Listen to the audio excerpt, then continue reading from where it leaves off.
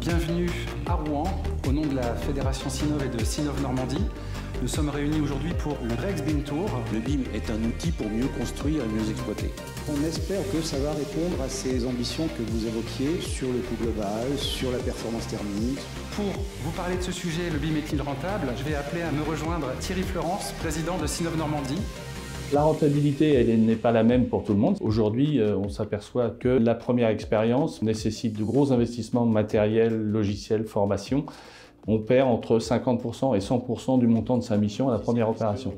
On est en train de former des gens dans... Pourquoi est-ce qu'on y va? Eh bien parce que c'est l'avenir et puis c'est aussi une façon de motiver ses salariés. Effectivement, il y a un phénomène d'attractivité. Si on veut faire venir des jeunes, il faut aussi se mettre au goût du jeu.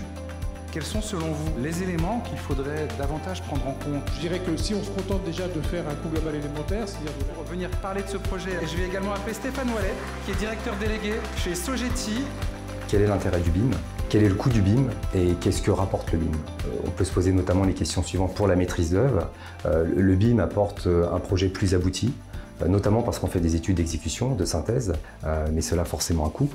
Ensuite, ce que peut apporter la maquette, ça peut être dans un premier temps un gain financier pour le client dès le stade de l'appel d'offres, puisque les entreprises répondent plus favorablement à des projets où on dispose déjà de quantités, de plans d'exécution. Donc il peut y avoir une offre déjà plus concurrentielle, donc qui peut amener déjà un gain à ce stade au niveau du client.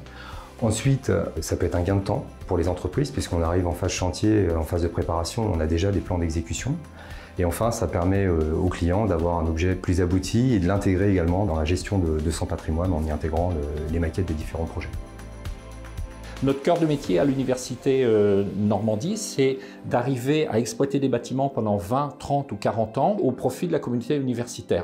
Le BIM Management nous permet, dès la phase de programmation, d'avoir compris l'exploitation-maintenance future du bâtiment qu'on va rénover ou qu'on va construire, de l'intégrer à la démarche, de l'intégrer au coût financier et au coût de la construction, et ainsi de pouvoir prévoir en amont les budgets nécessaires à l'exploitation et à la maintenance de ce bâtiment. Que ça représente en termes de coût, de formation, bien évidemment.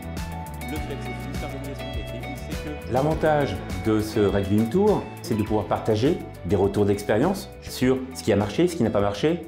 Sur telle opération, j'ai rencontré des difficultés, je l'ai réglé comme ceci. Et on est pleinement dans le mode collaboratif et les échanges entre des personnes ayant différentes compétences et pouvant partager en toute humilité sur ces projets-là.